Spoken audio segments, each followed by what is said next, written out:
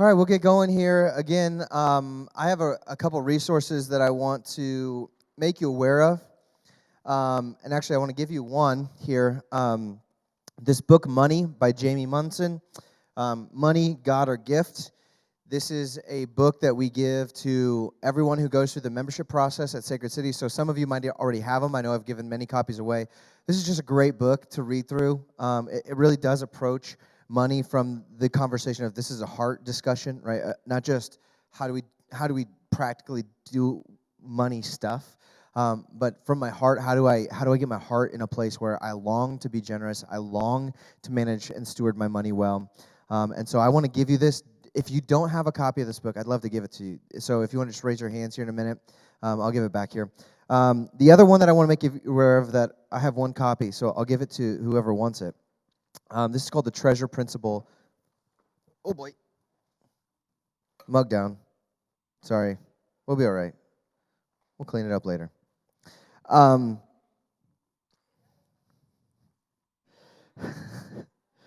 This book by Randy Alcorn, The Treasure Principle, really his angle on this is taking a more, what's the right word? A more eternal view, a more of a cosmic view of money and how we can deploy it for God's purposes. And so this is really a great book too. So I only have one copy. The first one wants it. There it is. It's gone. I'll give that to you. Sorry, Matt. I'm sorry. That was my big booty that knocked it over. Okay, I'm going to hand these out. Matt's going to come up here as he's done cleaning. He's doubling as a financial wizard and a coffee spill remover.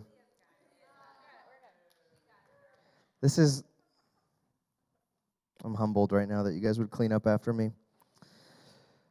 Matt is on our finance team. He's been serving on the finance team for a number of years. Matt is the guy that behind the scenes makes everything work in this church from a financial perspective.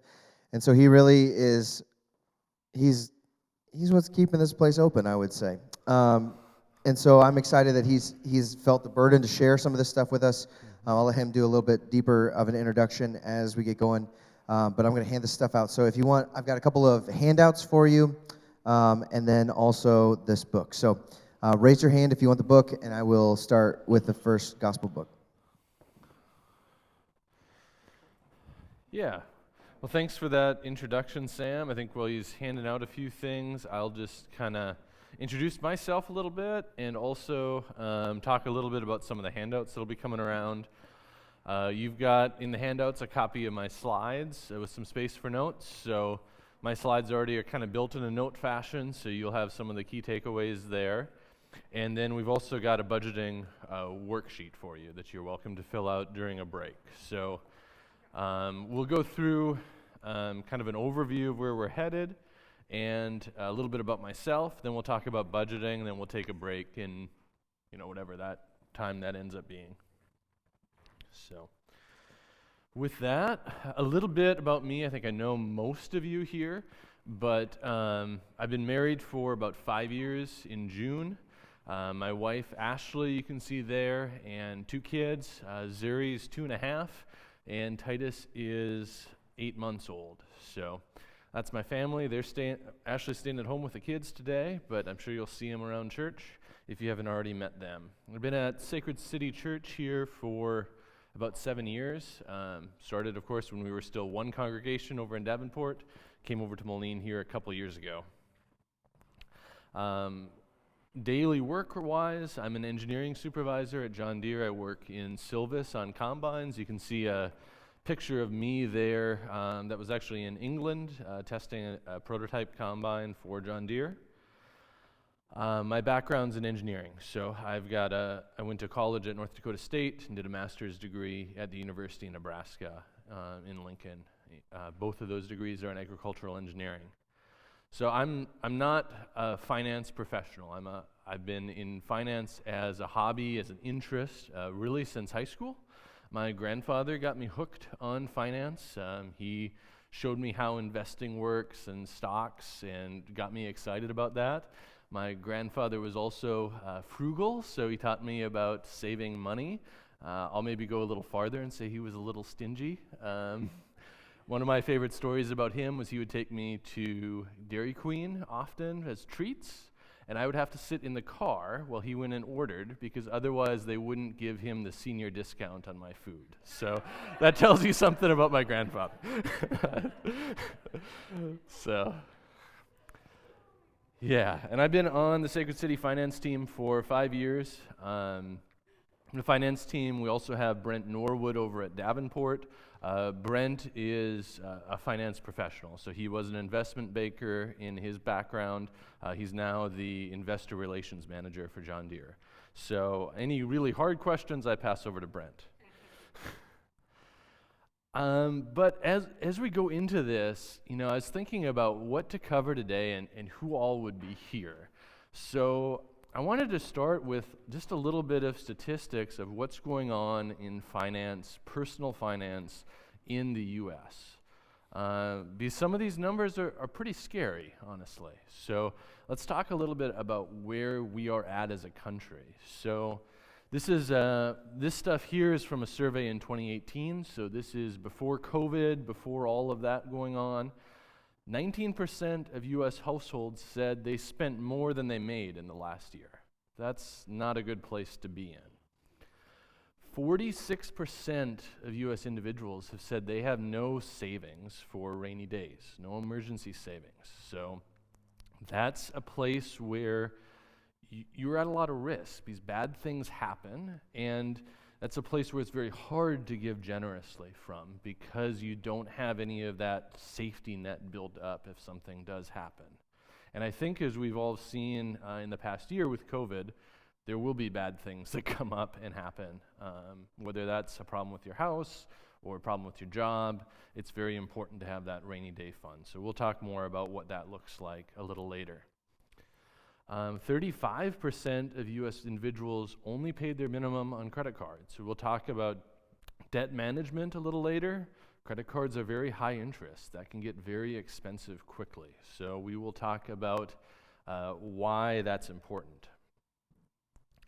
Now, interestingly, to what Sam was talking about, a lot of people would say when they see stuff like that, well, I just need more income, and that'll solve everything. If I just earn a little more, I get that promotion at work, it'll solve everything. Well, Sam talked about the happiness side. I'll talk to it from the finance side.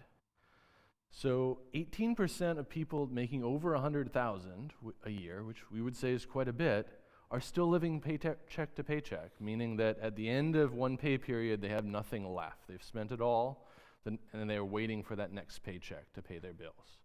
So even if you get to that higher level of income, you can still have some pretty serious financial problems. Interestingly, too, we think about winning the lottery. Like, I win the lottery, that's a jackpot, it's going to solve everything. Lottery winners are more likely to go bankrupt than people who have not won the lottery. Why? Because managing finance isn't about just having more income, it's about the discipline of using that income wisely, in a planning ahead and knowing how to live within your means. So wanted to do a little baselining with that slide here. Where are we headed today? So, we've got a pretty diverse group of people here. We've got a lot of different backgrounds, different stages in life. Really what we're going to cover is the basics. So we're going to start with really some pretty basic levels of what is budgeting, what are the different ways of saving, things like that. We'll go over some rules of thumb, some general advice. Really, like it says down there, the goal of this is to kind of put up the guardrails, right? There's a lot of different things you can do. There's more detailed strategies you can go into, but we're trying to set some bounds here that'll keep you from getting into the ditch. So that's a lot of where we're headed today. Really, it's broken up into 3 main different topics. We'll first hit on budgeting, which is kind of the baseline for how you manage finances, is to have a budget and to try and stick to it. Then we'll talk about debt, specifically how to get out of debt and good debt versus bad debt. We'll talk about savings, whether that's for an emergency fund or more longer-term goals like retirement. And then at the end, we'll also have a lightning round, which is basically just I'll throw up a bunch of different topics, and you're welcome to ask whatever questions you have. As we go, feel free, speak up, ask me questions. Like I said, this is pretty general topics because of the diversity of the group here, so feel free to ask anything as we come up. We've got quite a bit of time, so feel free as we go. So what is a budget? Why a budget?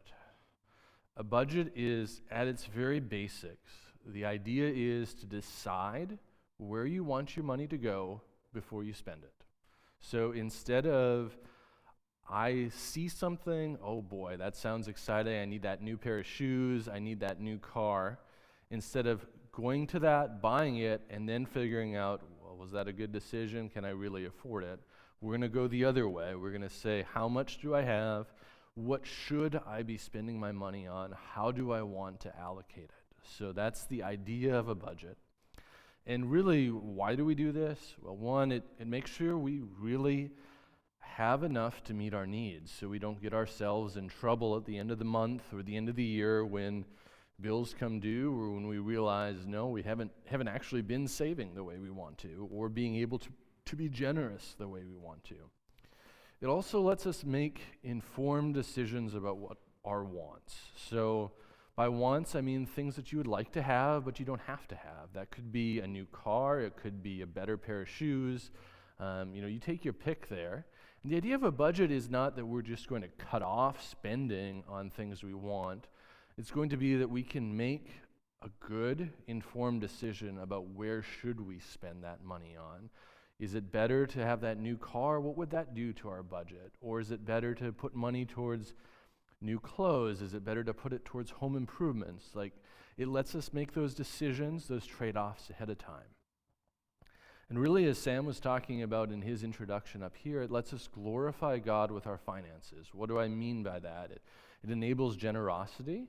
It also keeps us from getting into problems where we need more help. Now, the church, your MC, your finance team is here to help when problems come up, right? We know life throws twists at us. We're here and we're happy to help. But the idea of budgeting and part of this seminar is we're also responsible to do our best on our own to keep ourselves out of those ditches so that we can be generous to others. And that generosity, like I said, it requires planning and discipline to be able to do that well.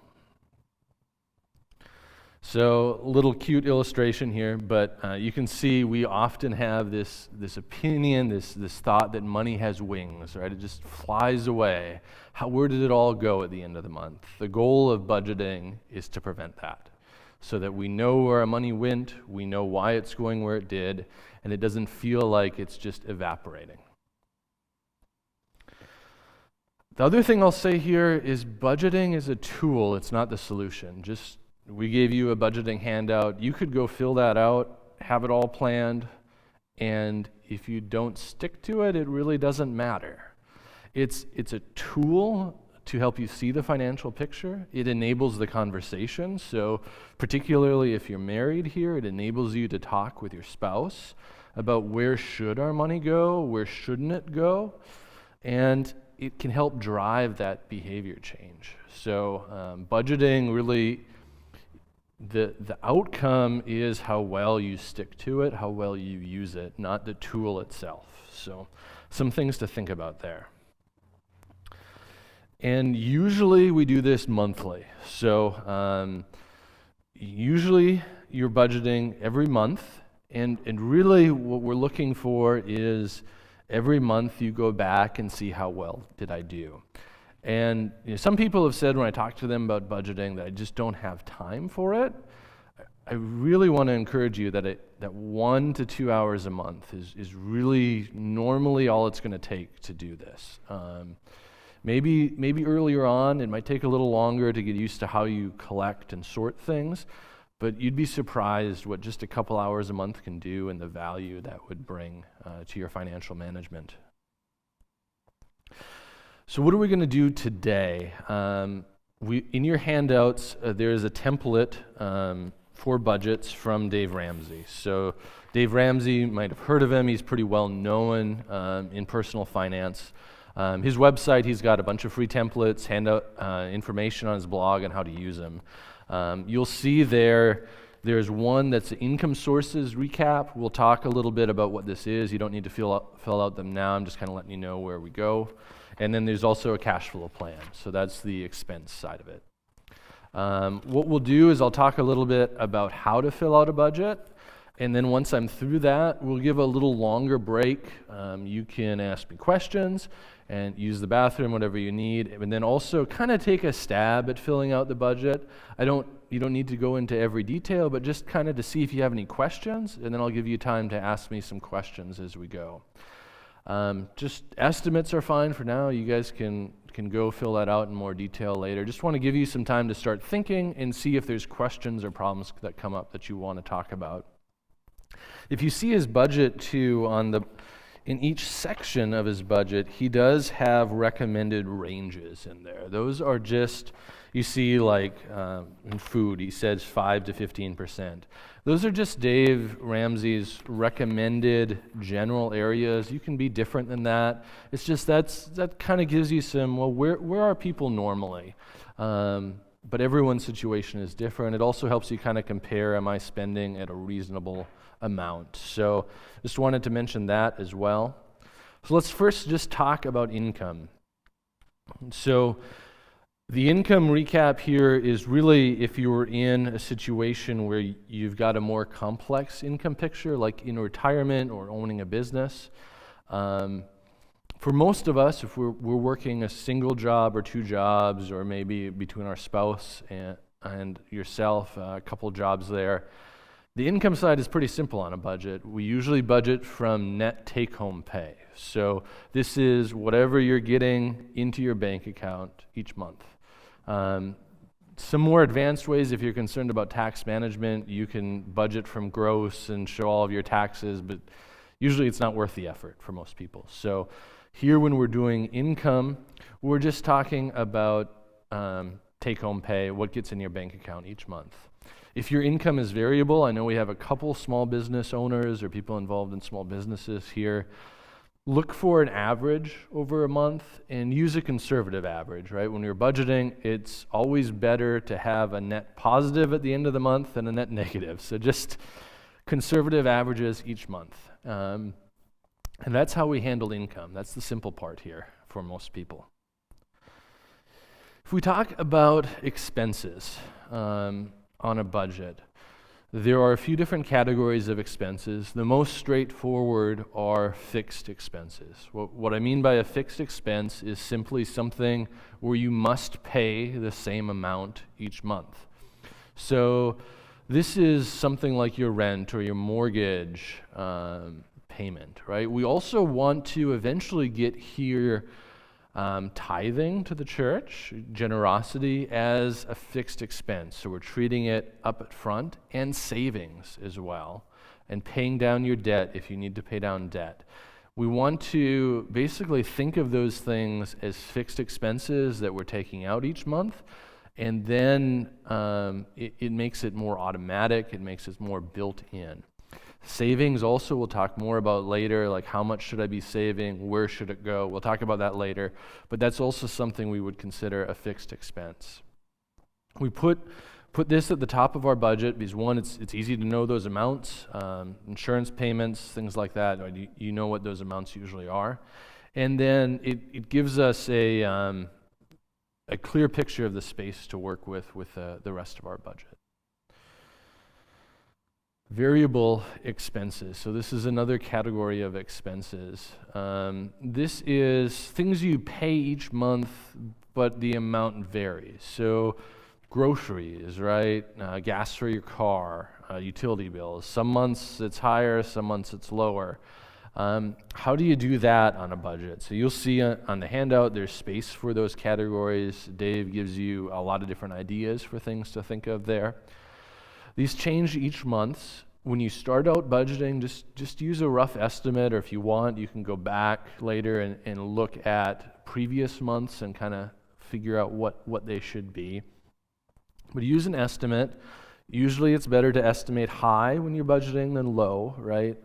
So that you, at the end of the month, you end up with money left over instead of being short. But then the idea of budgeting too is each month I'm going to go back and look at how I did. So you can figure out when in the month that makes sense for you or your family, but you want to each month go back and say, okay, for groceries last month I budgeted $300, but I actually spent $380.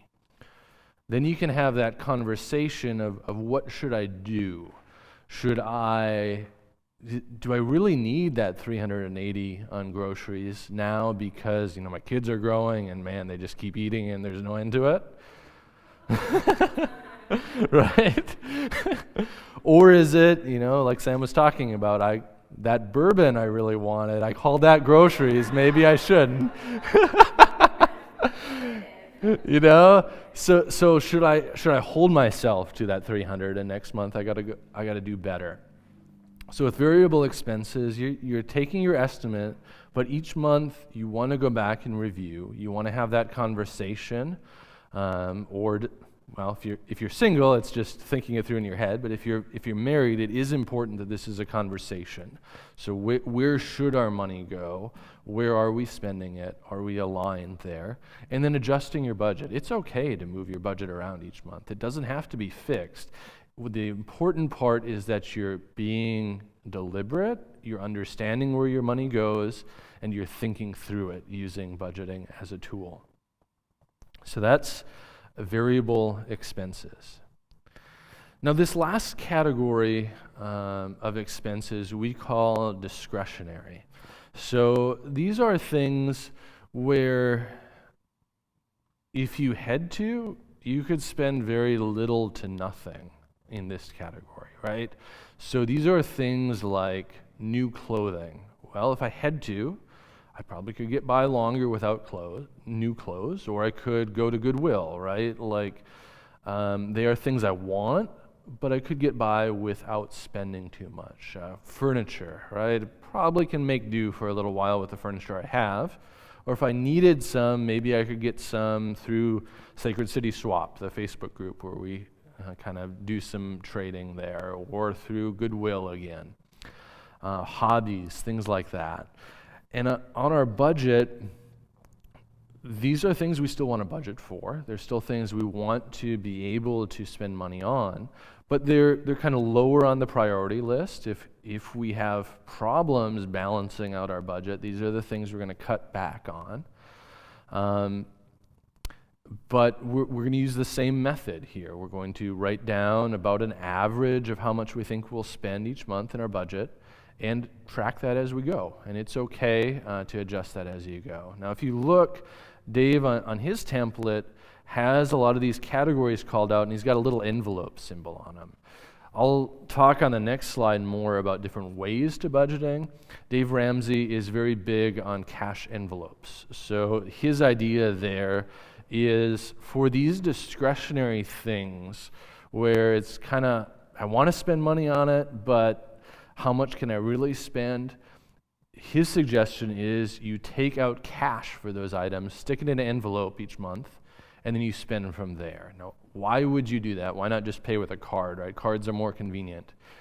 Well, studies have shown time after time, when you pay with cash, you really feel that money leaving your hands. It connects more with our mind and with our emotions that I'm spending this now. Like this money is leaving my pocket. When you're paying with a credit card or even by check, it just doesn't have that same emotional connection. It's just like, oh, I just swiped and magically I've got this new shiny whatever.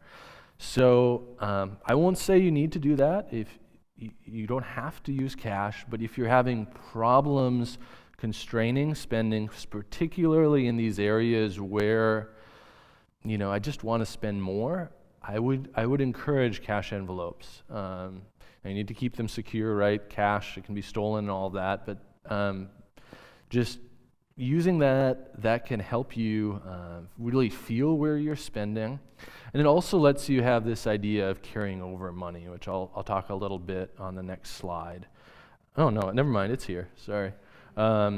Carrying over. So the idea of carrying over in a budget too is if I underspent 1 month, I'll just carry over that money into the next month. Cash envelopes let you do this naturally because each month if I have, say, a budget of $100 for eating out in that month and I only spend $80, well, at the start of the month I put $100 in that envelope and I just have $20 left. Next month I put another $100 in and now I've got $120.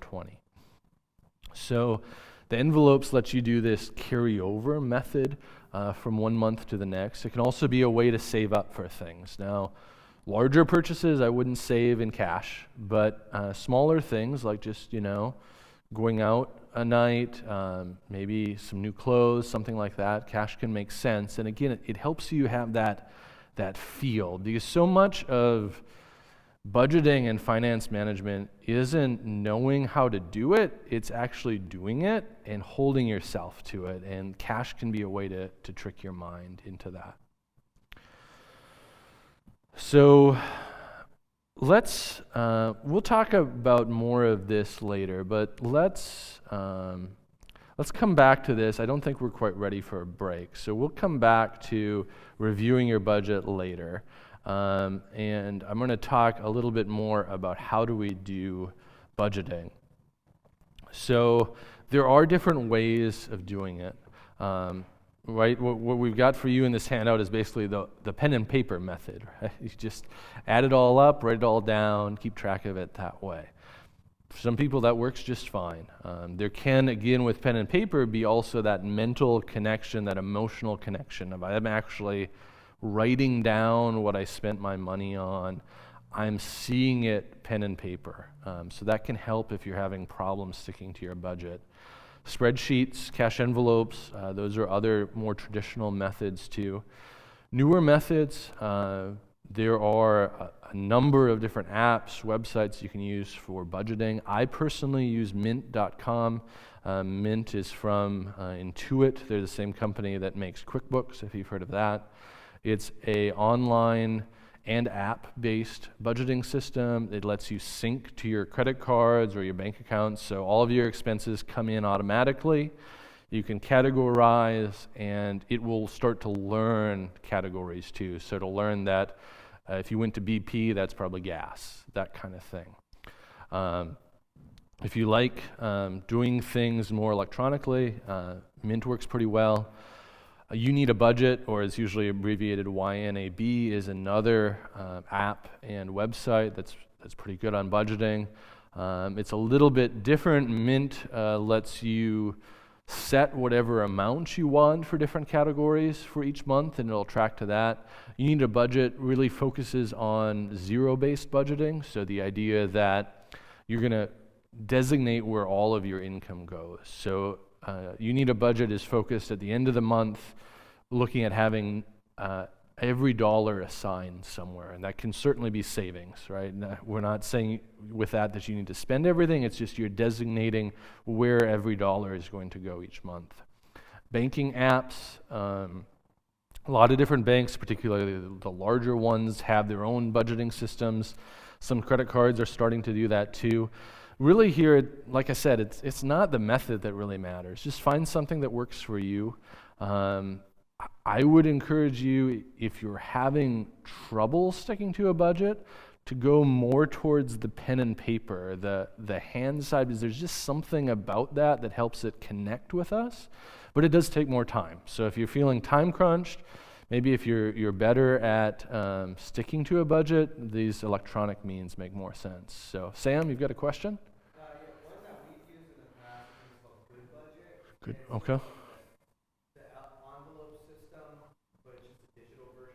Okay. If you're not going to commit to the whole cash thing, which I agree with you.